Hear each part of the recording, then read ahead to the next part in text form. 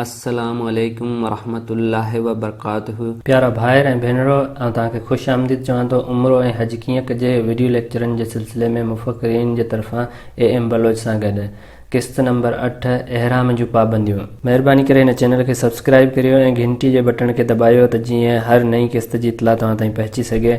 अगरि तव्हां पहिरियों ई सब्सक्राइब कयो आहे त तव्हांजो शुक्रगुज़ार आहियां। अगरि हीअ वीडियो तव्हांखे पसंदि अचे त लाइक वारे बटन खे दबायो ऐं अगरि न पसंदि अचे त डिसलाइक वारे बटन खे दबायो ऐं पंहिंजे ख़्यालनि जो इज़हार हेठि कमेंट्स में ज़रूरु करियो।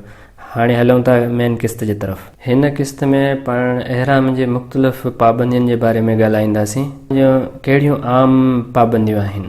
अतर जो लॻाइणु, ख़ुशबू जो लॻाइणु या ख़ुशबू वारे साबुण, शैम्पू या जेल जो लॻाइणु मना आहे इहराम जी हालत में। कंहिं बि क़िस्म जी ख़ुशबू हालत इहराम में इजाज़त न आहे। तव्हां गुस्ल करियो पिया उन वक़्त ते सही नमूने सां ख़ुशबू वारे साबुण, शैम्पू वग़ैरह लॻाए सघो था।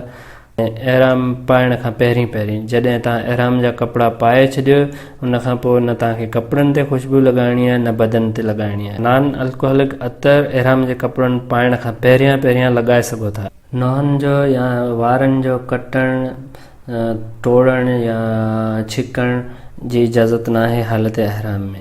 गाह या पत्ता, पन या वण कटणु, छिकण या झोड़ण जी बि इजाज़त न आहे हालत इहराम में। हम बिस्तरी या शहवत पसंदी वारियूं ॻाल्हियूं या शादी जो प्रोपोज़ल या निकाह बि इजाज़त न आहे हालत इहराम में।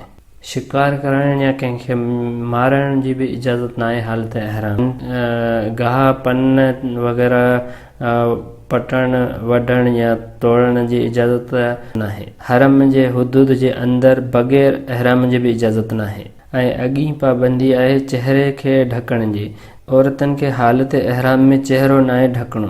ऐं मर्दनि जे लाइ कंहिं बि सिलियल कपिड़नि जो पाइणु या मोज़ा पाइणु या मथो ढकण जी इजाज़त न आहे हालत इहराम में।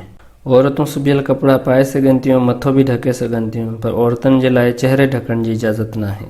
इहे कुझु इहराम जूं पाबंदियूं हुयूं ऐं उमेदु करियां थो त तव्हांजे लाइ फ़ाइदेमंद साबित थींदी हीअ वीडियो। अगरि हीअ वीडियो तव्हांखे पसंदि आई हुजे त लाइक वारे बटन खे दबायो, अगरि न पसंदि आई हुजे त डिसलाइक वारे बटन खे दबायो ऐं पंहिंजे ख़्यालनि जो इज़हार हेठि कमेंट्स में ज़रूरु करियो। अगरि अञा ताईं तव्हां हिन चैनल खे सब्सक्राइब न कयो आहे त हाणे ई सब्सक्राइब कयो ऐं घंटीअ वारे बटन खे दबायो त जीअं हर नई क़िस्त जी इतला तव्हां ताईं पहुची सघे। मिलूं था ॿी क़िस्त में।